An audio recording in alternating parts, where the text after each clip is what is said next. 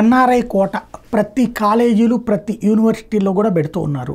ఇవి చివరికి మోసపూరితంగా చేస్తున్నారు అంటూ సుప్రీంకోర్టు సీరియస్ అయినటువంటి పరిణామం చోటు చేసుకుంది. విద్యా సంస్థలు ముఖ్యంగా మెడికల్ కళాశాలల్లో అమలు చేస్తున్న ఎన్ఆర్ఐ కోటా విధానం మీద సుప్రీంకోర్టు తీవ్ర ఆగ్రహం వ్యక్తం చేసింది.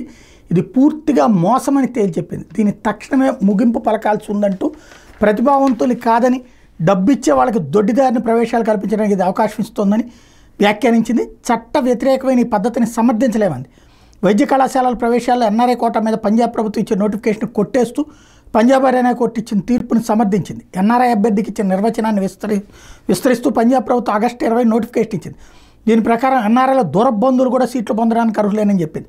తాత, అమ్మమ్మ, నానమ్మ, పెదనాన్న, చిన్నాన్న, కజిన్స్ తదితరుల సంరక్షణలో ఉన్నారన్న కారణం చూపి సీట్లు పొందే అవకాశం ఉంది. అయితే దుర్వినియోగానికి దారితీస్తుందని పేర్కొంటూ హైకోర్టు దాన్ని కొట్టేసింది. ఇది ఎన్ఆర్ఐ కోటా స్ఫూర్తికి విరుద్ధంగా ఉందని తెలిపింది. విదేశాల్లో ఉన్న ఎన్ఆర్ఐలు భారతదేశంలో తమ పిల్లలను చదివించడానికి ఈ కోటాను ప్రవేశపెట్టాలని గుర్తు చేసింది. నిజమైన ఎన్ఆర్ఐ విద్యార్థులు దీని ప్రయోజనం పొందాల్సి ఉందని తేల్చి చెప్పింది. అసలు విషయం ఏంటంటే ఎన్ఆర్ఐ కోటా అంటే యాక్చువల్గా ఇప్పుడు మన వాళ్ళు విదేశాలకు వెళ్ళిపోయి అక్కడ స్థిరపడిపోయి ఉంటారు. వాళ్ళ పిల్లల్ని ఇక్కడ భారతదేశపు నాలెడ్జి లేదా భారతదేశంలో తక్కువకు చదువు వస్తుంది కాబట్టి ఇక్కడికి పంపించడంలో తప్పు లేదు. కానీ జరుగుతున్నటువంటిది ఏంటి, ఇప్పుడు ఎన్ఆర్ఐ కోటా అంటే ఎన్ఆర్ఐ ఎవరి పేరు చెప్తే వాళ్ళని చేర్చేసుకో అంటే పెయిడ్ సీట్లు పరోక్షంగా అనమాట. వాళ్ళకి బంధువులే కాదు, వాళ్ళు వీళ్ళని స్పాన్సర్ చేస్తున్నారంటూ ఎన్ఆర్ఐ ఒకళ్ళ పేరుతో స్పాన్సర్షిప్ అనేటువంటి పేరుతో ఇచ్చేయచ్చు.